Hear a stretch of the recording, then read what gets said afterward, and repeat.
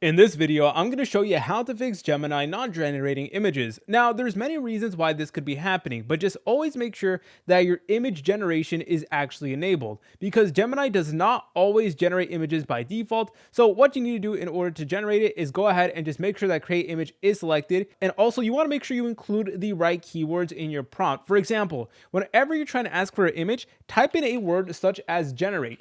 Don't type in something like describe or anything that's not generate. Make sure you start it off with generate just like so, or include it generate in the first few words because that is typically going to indicate that you're going to make an image. Also, you always want to make sure that you do give a very detailed prompt because Gemini is very sensitive to vague prompts. For example, if you type in a prompt that just says make something cool, that is not going to work. You need to make sure that it's detailed. Also, whenever using Gemini, make sure you are on the correct web browser because typically Gemini is going to work best on Google, obviously. So don't try to use Gemini on like Firefox or for example like that. And also if you have any ad blockers, that may also cause issues as well because browser and cache problems do contribute a lot of times to Gemini not generating the images that you do want. So always try to disable ad blockers and make sure that you're only using Google Chrome. And lastly, another reason why Gemini might not be generating your image is because of safety and policy blocks. So Gemini will silently refuse image generation if it thinks your request violates the policy. So some of the common block requests include like real people, for example, especially celebrities. Gemini can know